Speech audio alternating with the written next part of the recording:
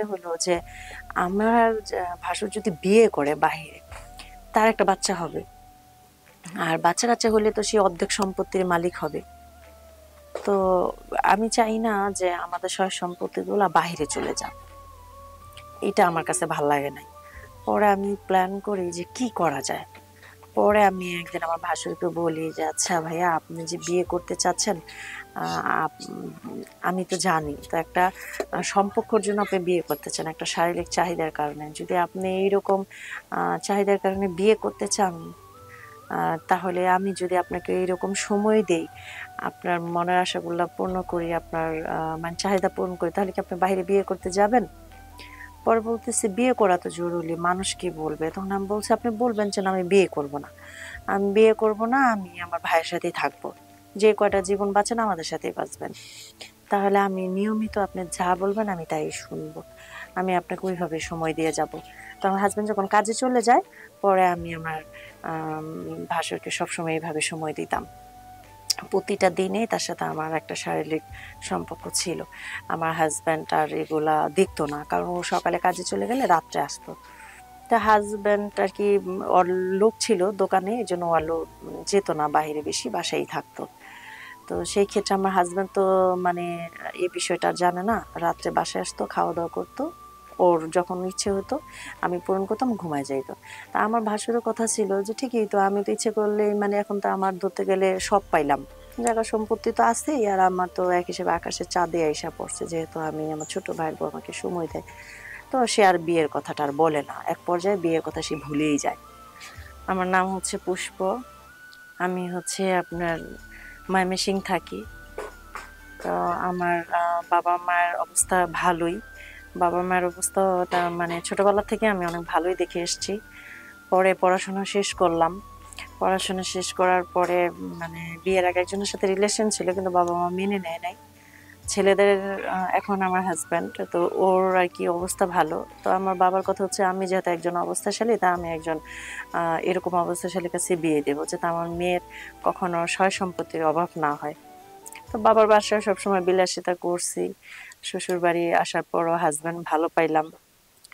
সব সময় আমি ওই বিলাসিতা নিয়েই থাকি, তেমন কাজ কাম আমাকে করতে হয় না। জায়গা সম্পত্তি অনেক। আমার আম, স্বামী আর হচ্ছে আপনার ভাসুর, তারা হচ্ছে দুই ভাই, তাদের আর কোনো বোন টোন ছিল না।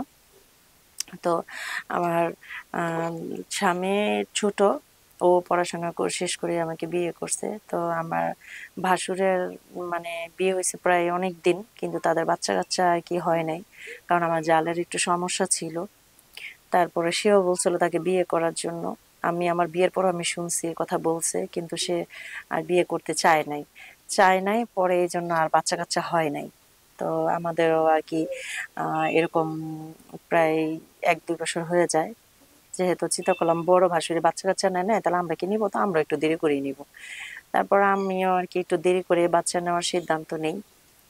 তারপরে হচ্ছে আপনার আমার হাজবেন্ড, এরকম করে আমাদের সংসারটা খুবই ভালো চলতেছিল।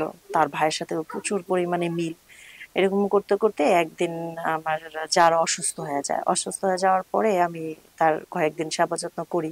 কিন্তু এটা তো আসলে সেবা যত্ন করলে সে সুস্থ হবে না, কারণ ডক্টর বলছে যদি বাঁচে তাহলে 21 দিনে বাঁচবে। হ্যাঁ, হয়তো বা আপনারা চিকিৎসা কিছু করে লাভ পাবেন না। তখন আমার বাসুরে কান্নাকাটি করে, পরে এক পর্যায়ে আমার জালটা মারা যায়। মারা যাওয়ার পরে আমি তো একা হয়ে গেলাম, যেহেতু আমার শ্বশুর শাশুড়ি কেউই নাই, শুধু আমার জাল আর আমি ছিলাম। তারা এই একটা মানে দুইটা ভাই, জায়গা সম্পত্তিও অনেক আমাদের।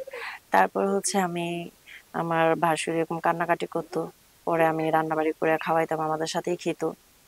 আমার হাজবেন্ডও সবসময় বড় ভাইয়ের খেয়াল রাখতো। পরে এক পর্যায়ে গ্রামের সবাই তাকে বলতেছে যে তোর বউ মারা গেছে, প্রায় 1 বছর হয়ে গেছে, তুই এখন বিয়ে শাদী কর, একটা বাচ্চা কাচ্চা নেই। ওই বউর তো আগেই বাচ্চা কাচ্চা হইতো না, তা এখন বিয়ে করলে বাচ্চা কাচ্চা হইতেও পারে। তোর ভাইয়ের আর তোর যে সম্পত্তি আছে এগুলা তো খেয়েও শেষ করা যাবে না, তো তুই অর্ধেক পাবি, তোর ছোট ভাই অর্ধেক পাবে। পরে আমার ভাসুরে আর কি কথা শুনে আমার কাছে তো আর তেমন বলতে পারে না। গ্রামের লোক একজন মানে বয়স্ক করে ওই খালাম্মার কাছে কথাগুলো বলে, তখন সে আমার কাছে এসে বলে যে এই ব্যাপার, ওরে তো আমরা মেয়ে দেখবো, বিয়ে মানে মেয়ে দেখবো, বিয়ে করাবো। তারপর আমি বললাম, কেন, সে কি বলছে? পরে বললো, হ্যাঁ আমাদের কাছে বলছে। তা আমি যেহেতু ছোট ভাইয়ের বউ, এই জন্য উনি আর আমার কাছে এই কথাগুলো বলেনি। তারপরে আমি ওনাকে জিজ্ঞেস করি যে, আচ্ছা ভাইয়া, আপনি কি বিয়ে করতে চান? পরে বলে হ্যাঁ। তো আমি আর কিছু বলি না, চলে আসলাম রুমে। আইসা তার ভাইকে বললাম, এখন ভাই নাকি বিয়ে করার সিদ্ধান্ত নিতেছে, তাহলে এখন কি করা যায়? আমার ভাই মানে ও বলতেছে, আমার হাজবেন্ড বলতেছে, আমার ভাই বিয়ে করবে, সমস্যা কি? বিয়ে করা তো উচিতই, আমার ভাই তো এই, বয়স হলে তখন কে দেখবে? এখন অর্ধেক বয়স, আমার ভাসুর কিন্তু প্রায় অনেক বড়, হাজবেন্ড অনেক ছোট। তো সেই ক্ষেত্রে বলতেছে, কে দেখবে? আমরা তো সবসময় একসাথে থাকবো না। তো আমার কাছে আর কথাটা মানে আমি আর ওর কাছে তেমন কিছু বললাম না, কিন্তু আমার কাছে কেন যেন মনে হলো যে আমার ভাসুর যদি বিয়ে করে বাহিরে, তার একটা বাচ্চা হবে, আর বাচ্চা কাচ্চা হলে তো সে অর্ধেক সম্পত্তির মালিক হবে। তো আমি চাই না যে আমাদের সয় সম্পত্তি গুলা বাহিরে চলে যাক, এটা আমার কাছে ভাল লাগে নাই। পরে আমি প্ল্যান করি যে কি করা যায়। পরে আমি একদিন আমার ভাসুরকে বলি যে, আচ্ছা ভাইয়া, আপনি যে বিয়ে করতে চাচ্ছেন, আমি তো জানি তো একটা সম্পর্কের জন্য আপনি বিয়ে করতে চান, একটা শারীরিক চাহিদার কারণে। যদি আপনি এইরকম চাহিদার কারণে বিয়ে করতে চান, তাহলে আমি যদি আপনাকে এইরকম সময় দেই, আপনার মনের আশাগুলা পূর্ণ করি, আপনার মানে চাহিদা পূরণ করি, তাহলে কি আপনি বাইরে বিয়ে করতে যাবেন? পরে বলতেছে, বিয়ে করা তো জরুরি, মানুষ কি বলবে? তখন আমি বলছি, আপনি বলবেন যে না, আমি বিয়ে করব না, আমি বিয়ে করব না, আমি আমার ভাইয়ের সাথেই থাকবো, যে কয়টা জীবন বাঁচেন আমাদের সাথেই বাঁচবেন। তাহলে আমি নিয়মিত আপনি যা বলবেন আমি তাই শুনবো, আমি আপনাকে ওইভাবে সময় দিয়ে যাব। তো আমার হাজবেন্ড যখন কাজে চলে যায়, পরে আমি আমার ভাসুরকে সবসময় এইভাবে সময় দিতাম। প্রতিটা দিনে তার সাথে আমার একটা শারীরিক সম্পর্ক ছিল। আমার হাজবেন্ড আর এগুলা দেখতো না, কারণ ও সকালে কাজে চলে গেলে রাত্রে আসতো। তা হাজবেন্ড আর কি ওর লোক ছিল দোকানে, এই জন্য ও আলো যেত না বাইরে, বেশি বাসায় থাকতো। তো সেই ক্ষেত্রে আমার হাজবেন্ড তো মানে এই বিষয়টা আর জানে না, রাত্রে বাসায় আসতো, খাওয়া দাওয়া করতো, ওর যখন ইচ্ছে হতো আমি পূরণ করতাম, ঘুমায় যাইতো।